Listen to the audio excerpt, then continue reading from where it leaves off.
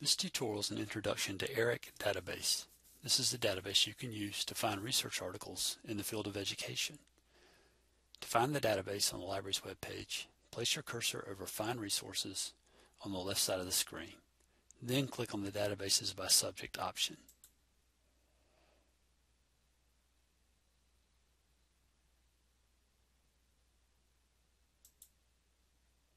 On the page that opens up, select the Education category. And here's ERIC on the right side of the screen. If you want to use this database or any of our other databases from off campus, you'll be asked for a username and password. Enter your Titan Live username and password, and then you can use the database. As we go through this tutorial, we'll talk about setting up a basic search, limiting search results, how to print out or save search results, and advanced search options. We're going to click on the database link to get started. This is the basic search screen. In ERIC, the basic search is based on using Boolean search operators. And Boolean searches, the search operators come from algebra, and they are and, or, and not, and you combine search terms with those search operators. Here's an example.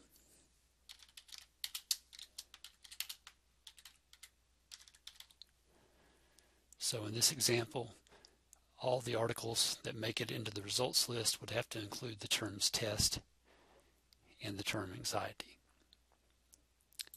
You can also use or to broaden the search, and you can use not to exclude search terms. Here's another example.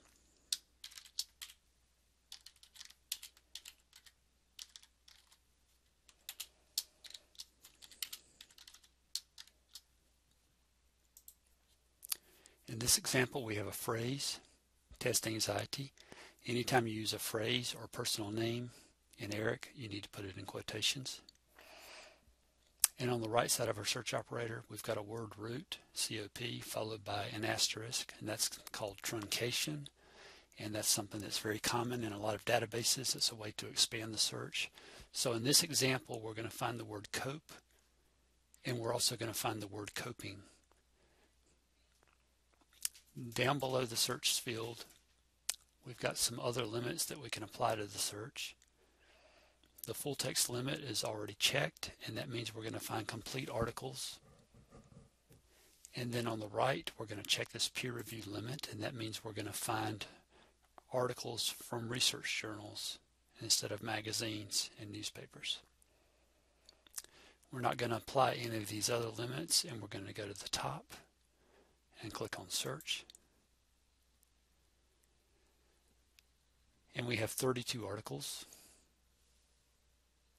And on the left side of the screen, we've got several ways to limit our results even further. There's a subject limit, for instance, and if we click on show more, this box in the center of the screen pops up, and we can just check off the things that we think will help us limit our results to something more relevant. And after you have scrolled through this list and checked off all the options you're interested in, you would click on this yellow update button, and that would limit your results even further. We're going to close this subject tool. Another way that's very common to limit results is by publication date.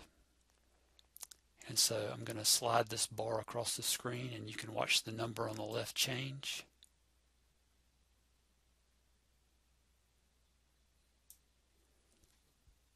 And so now we have a set of results that were published either in 2005 or later. And we have 6 results now instead of 32. Now as we look through the results list, if you look at the titles, sometimes it's going to be very obvious what the article's about by reading the title. If that's not the case, on the right beside of each article there's a preview tool. And when you hover over that, this little box opens up. And then you can scroll down and you can read an abstract which summarizes the article and can help you decide whether or not you want to use that material.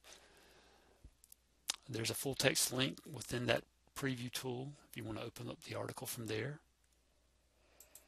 And you can also use the full text link on the results page. So we're going to open up number 3 by clicking on the full text link. This is a 14-page article. And over on the right, we've got the option to print the article out, to email the article to ourselves, and we've also got an option here, since this is a PDF format article, to download the article to some kind of drive. Now if I select the email option, for instance, this tool opens up at the top of the page, and we can include the complete citation along with the article. We just need to highlight this circle beside a citation format, and then use the drop down arrow and select either APA or MLA format,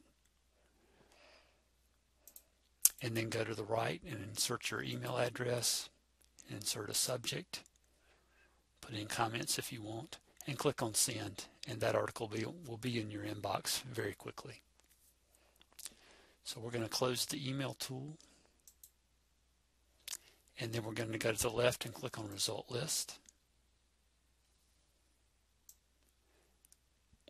Now there's another way to get these articles into your hands if you know that you're going to be gathering several articles instead of just one or two. There's a blue folder out on the right beside of each article with a plus sign on it. And this is a folder option that allows you to grab several articles at a time and then email them, print them out, or save them to a drive all together in the same stroke. So if we select one of these folders, this folder view option becomes active, and we can go through the list and make other selections, and all of these articles are going to be in our folder. And then when we've made our selections, we can go back to the top of the screen and either click on folder view here on the right, or click on folder at the top of the screen, either one. And this page comes up, and then on the left you're going to check this little box. All of the articles that we marked a minute ago are now selected, and we're going to go to the right and either print or email or save all of these to a drive together. And I'll show you how this works with email. It looks similar to the screen we saw a minute ago. We just have to remember to highlight the citation format area again and select the proper citation format. Plug in our email address here on the left, give it a subject, and then click on send. And all of those articles together will be in your inbox very quickly, along with the citations.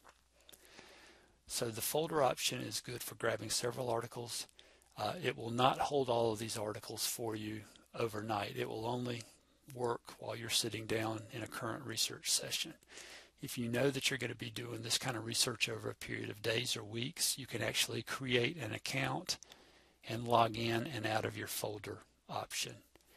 And if you go to the top of the screen on the right and click on sign in, here's the link here on the left to create that account, and that would enable you to save articles over a period of days or weeks and log in and out and do what you need to do with that material. We're going to go to the top left corner of the screen and click on New Search. And this time we're going to look at the Advanced Search option. So under the search field, we're going to click on the Advanced Search link. And Advanced Search simply gives you some additional options to control your search before you click on the search button. On the left, you can change your search operators between terms by using the drop-down arrows. On the right, you can use that plus sign to add additional search fields, and you can use the minus sign to delete one of those search fields if you need to. And then beside of each search field, there's a drop-down arrow, and you can specify where within the record you want to look for that particular search term or phrase. And each one of these can be different. And then down below, we've got some other ways to limit the search that we saw earlier. And once you click on search and get to the results screen, you'll see the same limits on the left side of the screen to limit your results even further.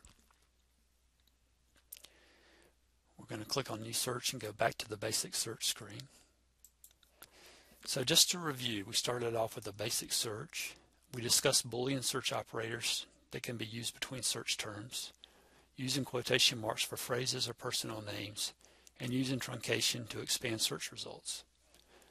On the results page, we discussed limit tools that are available on the left side of the screen, using the preview function, and using the folder tool to gather multiple articles. We talked about printing, emailing, or downloading results, and including the MLA or APA citation with your articles. We also looked at some additional tools available in advanced search. We hope this tutorial has been helpful. You can view some of our other tutorials on GTCC Library's YouTube channel. Please contact GTCC Library staff if you have questions about research or library services.